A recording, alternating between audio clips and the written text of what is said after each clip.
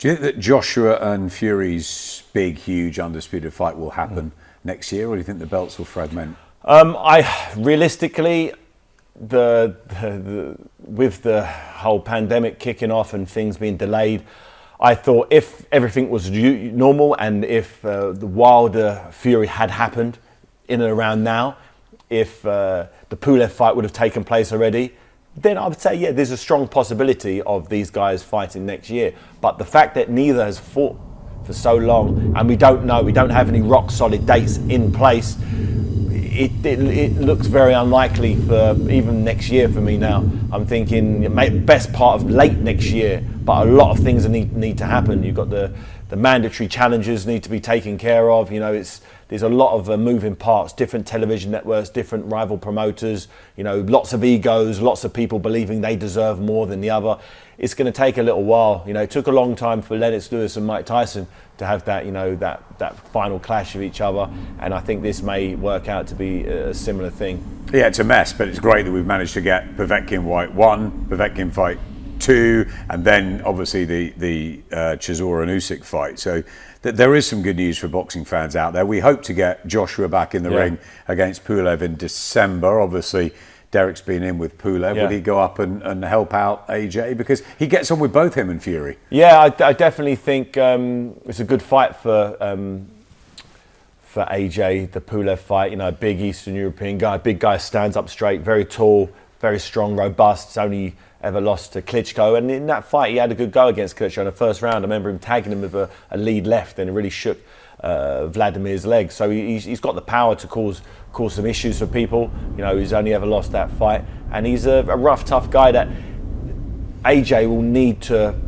be on his best form for. But if he is, I think he wipes the floor with Pulev. I think he's significantly better, and in his last fight against Andy Ruiz Jr., he looked as good as he's ever looked for me. He stuck to a game plan. He lost a lot, shredded a lot of the unnecessary bulk, and he was just lean and mean and fast. And that's the new AJ that I think has the best shot against anyone. So if Joshua takes care of Pulev and Fury as we expect, will probably take care of Wilder again, and they do fight. Which side of the ring are you on, AJ or Fury? I can see how both fighters have the ability to beat each other. I saw in AJ's last fight how he can win the fight in terms of sticking to a game plan that is not his natural game plan. He's not a natural boxer. He fights in the middle range. He lets his hands go. He comes forward. He comes back. He's very natural, athletic type of fighter. This time round, he just kept it long, just boxed to manners, boxed to a game plan and stuck to it, and did what Lennox Lewis did against the likes of David Tua. It might not have been the most entertaining fight, but it got the win. It got him into the next phase, and that's, in my mind, showing that mental focus. The same way Fury showed me that he said before the fight, I'm going to walk into him. I'm thinking that's a suicide mission. That's crazy. Why would you do that against one of the biggest punches ever? It makes no sense.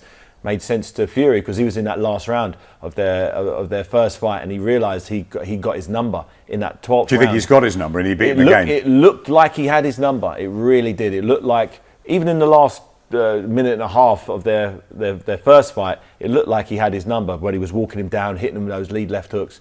He then showed it in the most emphatic fashion ever in Las Vegas. We was there ringside. We couldn't believe what we was doing. It was an absolute crazy fight. But that fight definitely flattered Fury. So watching a heavyweight champion demolish another heavyweight champion with such ease makes you think, how do you beat this guy?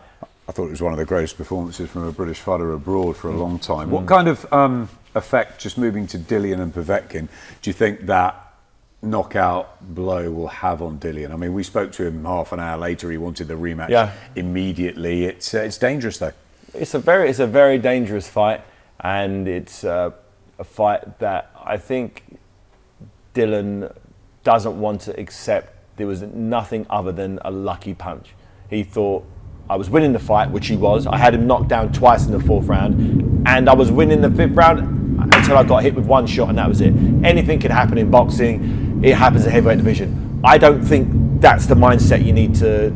You can't just say you won because it was an anomaly. That left uppercut that he threw knocked out Carlos Takam in a very even fight, in a very good toe-to-toe fight. It's a shot that he throws regularly. You know, Derek was telling me when he sparred with him, he was getting hit with that shot. So it's one of his shots. And to get hit with someone's best shot isn't very lucky, is it? The guy's got a big shot. It's like getting caught with Dillian Whyte's left hook. You know it's there if you can practice to go under it, if you throw your right up to the body or not, or you can stand up and get knocked out. So, and especially a wounded animal who was losing the fight. Exactly. You need to realise Povetkin, it wasn't a lucky punch. It was a well-practiced punch. It's a punch that he thought about. It's a fact that he's Olympic gold medalist. You don't just pull out lucky punches. It was a shot that in his mind he wanted. He dipped down, showed him the left hook to the body. Dillian brought his arm down and he threw a left uppercut and knocked him out. It was a perfectly timed, practiced punch, something he's done a million times.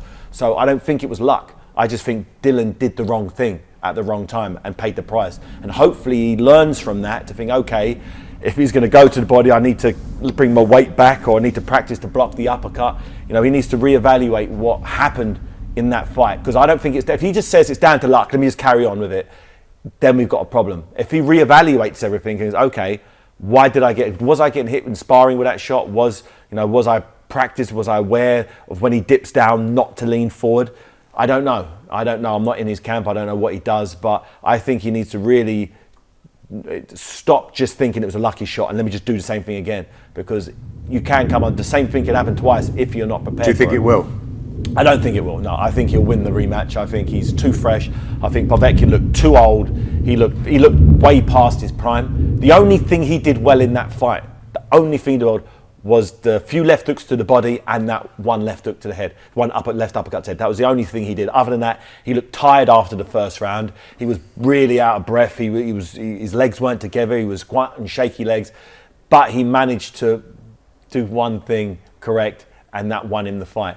And Dillian needs to realise that the one thing he did do is something that he can do again and do it again and do it again, because he's done it for many years. Do you think that shows a weakness in Dillian? He had those two close fights with Derek, but is it that he might fall slightly short at the top level, or do you think he could still go on and win a world title?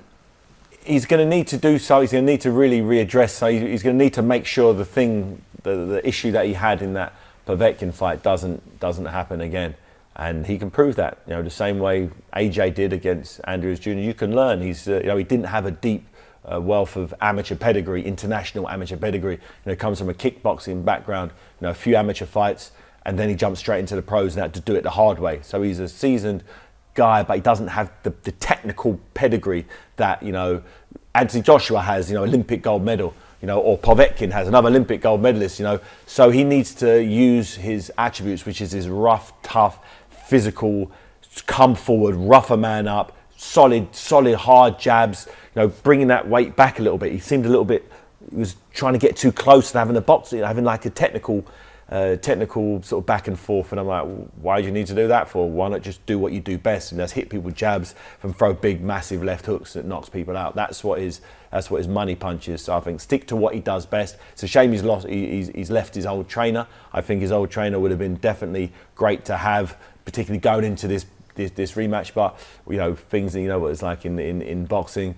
There's a lot of egos. There's a lot of politics involved, and I just hope he gets it right in the rematch and shows us why he's the body snatcher.